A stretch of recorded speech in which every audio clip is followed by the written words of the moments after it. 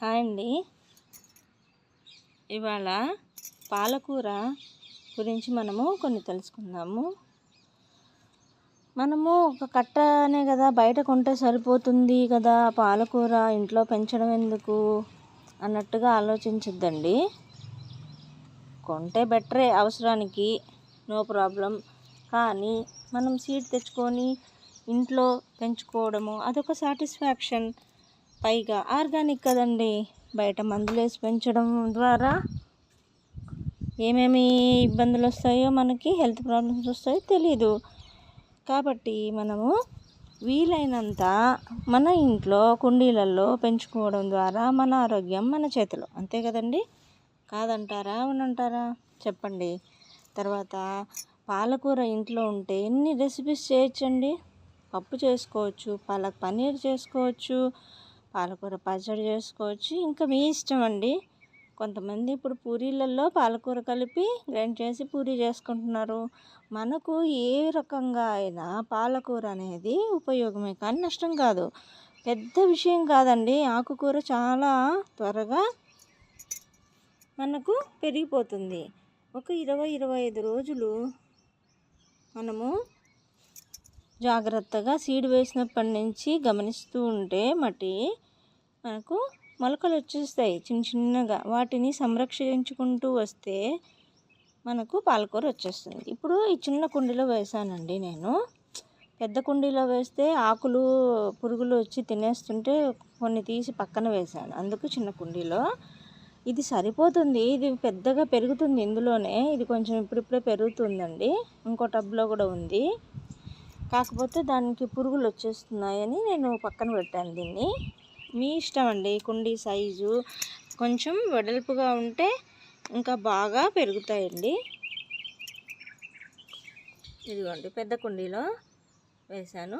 ఇక్కడ పురుగులు వస్తున్నాయండి దీంట్లో. అందుకే ప్లేస్ కూడా మార్చాను దీన్ని నేను.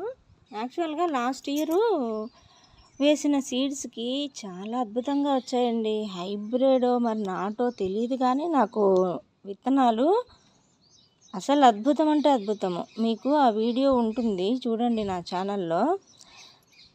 ఆకులు ఇంత పెద్దగా వచ్చాయండి. అరచేయి కంటే పెద్దగా ఆకులు వచ్చాయి. మనము మట్టి బాగా కలిపి పెట్టుకోవాలి. కానీ సాయిల్ మిక్స్ చాలా ఇంపార్టెంట్ అండి. మనము ఒక మొక్క పెడుతున్నామంటే అన్నీ ఒకటే రేషియోలో వేసి, ఎరువు, మట్టి, తర్వాత ఇసుక, కంపోస్టు ఇలాంటివన్నీ కూడా, కంపోస్ట్ కానీ కోకోపీట్ వాడతారు. మన ఇష్టం అండి. దాన్ని బట్టి మన సౌకర్యమే. అంతేగాని దీంట్లో మనం అదే ఉండాలి ఇదే ఉండాలని ఏం లేదు. వెయిట్లెస్ కోసం ఏం వాడతారు? కోకోపీట్ వాడతారు. తర్వాత వరి పొట్టు వాడతారు, లేదంటే చెక్క పొట్టు వాడచ్చు. ఇవన్నీ నేను వస్తే 2 సంవత్సరాల నుంచి ఛానల్ నడుపుతున్నానండి. ఇవన్నీ కూడా అనలైజ్ చేశానండి నేను. నిజంగా నాకు అసలు ఏం తెలియదు ఫస్ట్లో మొక్కలు పెంచడం. అన్నీ చేస్తూ ఉంటే మనకు తెలిసిపోతుంది కదా. అలా ఇప్పుడు చాలా బాగా అసలు ఏది వేస్తే వెయిట్లెస్ ఉంటుంది అన్నీ మనము జాగ్రత్తగా చూసుకొని పెట్టుకుంటామండి. కాబట్టి అందుకోసం చెప్తున్నాను.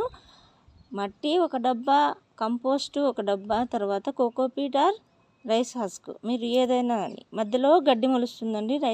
రైస్ హస్క్ వేస్తే ఆ గడ్డిని మీరు తీస్తూ ఉండాలి. పిచ్చిగడ్డి మొలుస్తుంది. ఓపికగా అవన్నీ తీసేస్తే ఆ రైస్ హస్క్ మట్టిలో కలిసిపోయి ఎరువుగా మారిపోతుందండి. అప్పుడప్పుడు మీరు ఎన్పికే అంటే దీనికి టీ పొడి లేదంటే కాఫీ పొడి లాంటివి అప్పుడప్పుడు వాటర్లో కలిపి డైల్యూట్ చేసి ఇచ్చుకోవచ్చు. బాగా పెరుగుతుందండి, గ్రో అవుతుంది.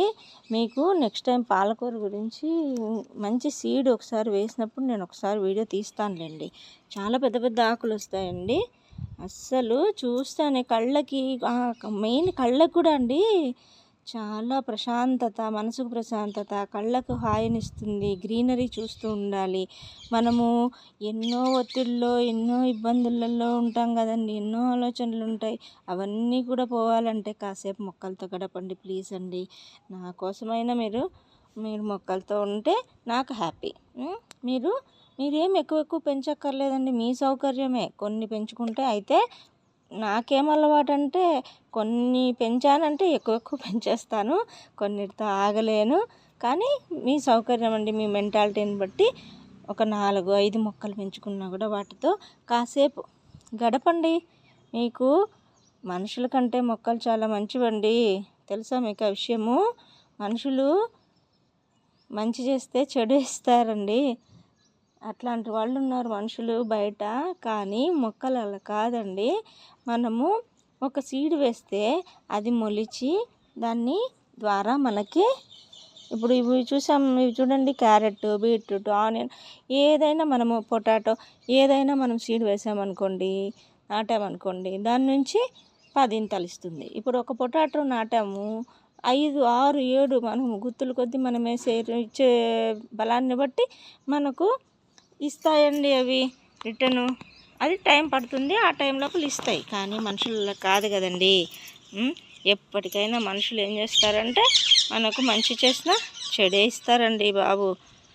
కాబట్టి చెప్తున్నాను, ప్రతి ఒక్కరూ ఒక 4-5 మొక్కలు పెంచుకొని ఆ మొక్కలతో బాగా టైం స్పెండ్ చేయండి.